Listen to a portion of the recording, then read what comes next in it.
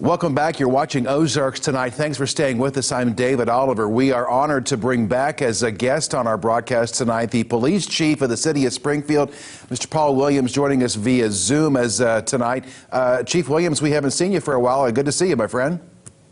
David, thanks for having me back. And, these new technological options are making it easier for us to get together, so I appreciate that. Well, they are. In fact, that is helping. We haven't talked to you for a few months. Just to start off with, tell me how you and your department are doing right now as we've moved into a couple of months into this pandemic now. I think we're actually doing pretty well. I had a conference call with a lot of my peers from around the country, and they are experiencing a lot of virus infections within the department. We have not had that. To date, I have not had any positive COVID-19 tests in the police department. And so we've been able to weather the storm, if you will, staffing-wise, and not been affected. As far as our interaction with the public, we put some restrictions in place. Those continue. We're trying to protect ourselves, protect the public, but we're actually able to do all of our regular policing activities pretty much without any impact at this point. Earlier this week, you all tweeted out a message to the community encouraging people to do their part to help everybody stay safe and wear a mask. You were even sporting a mask in that tweet. Is that something that your department has had to incorporate into your daily protocol now? Everybody's been issued both the non-surgical and the N95 masks, and we use them as needed. But the fire chief and the health director and I have almost daily conversations on this, and we're a little different. We don't have to wear those all the time. It's not required, nor is it recommended that you wear them all the time. It's just when you can't respect that physical distance or that social distance, you come in contact with folks. So we have them available, but you will not see officers driving around wearing a mask. This week the city made some news by announcing phase 2 that we're going to begin. In fact, coming up this weekend, a lot more things opening up with capacity restrictions. And I think undoubtedly we're probably going to see or hear about places that are not adhering to the capacity guidelines perhaps as much as they should, maybe letting more folks in than they should. And I wonder if people may look to you all to enforce those capacity restrictions, but really that's not what you're here to do. That is not the role of the police, and we had some good discussions about that on the city leadership team. And if people have those types of complaints, the hotline is still the number to use, that 874-1211, 874-1211. That's the hotline number to make those complaints and then have those discussions and contact those business owners.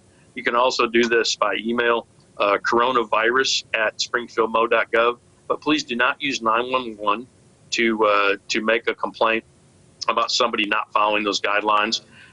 That's not the job of the police. We have enough to do in keeping people safe without having to be trying to handle those calls from folks. Yeah, I think it's important to make that distinction that you all are law enforcement, not necessarily code enforcement, obviously.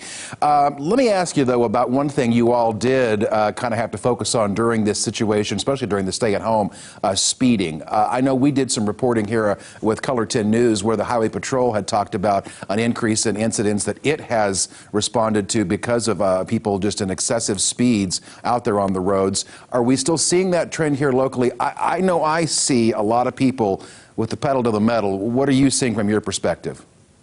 We are as well, and in fact, that has been the main focus of our traffic unit over the last 6 weeks or so, has been on those citizen complaints and then what officers have observed. So that's probably the only thing that's gone up as far as enforcement and citations being issued.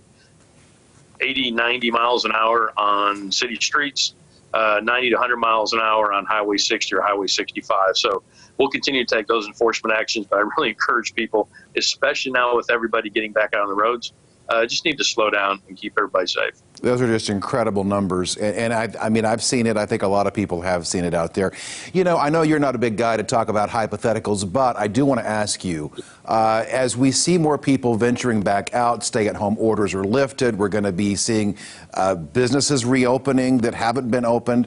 Are you concerned at all we may see an uptick in crime because perhaps some of the people who may have been committing crimes have not been out as much, and now we're going to get back out? What do you see in that realm?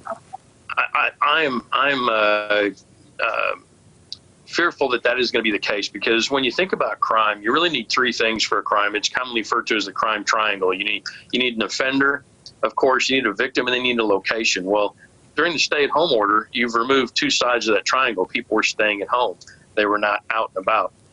So the criminals were the only ones out. But if they didn't have a potential victim or a vehicle to break in or steal, businesses that were closed so people weren't congregating, they were kind of running around without a whole lot to do. Well, unfortunately, those potentials for people being victims is going to increase as people get out. So I really want people to be aware of and be extra vigilant, extra cognizant of their surroundings. You know, we live in a town where people tend to obey the rules pretty well, obviously.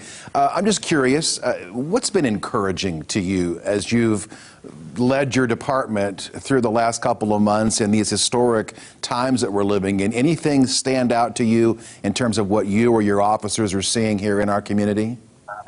So I'd say two things. One's external. I've just been really not surprised at all, because you're right, our community does that.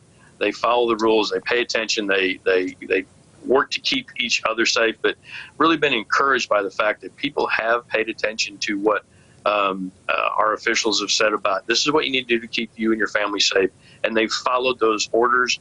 And then as they've incrementally been the restrictions being released, I see people following those as well. And then the second thing is internally.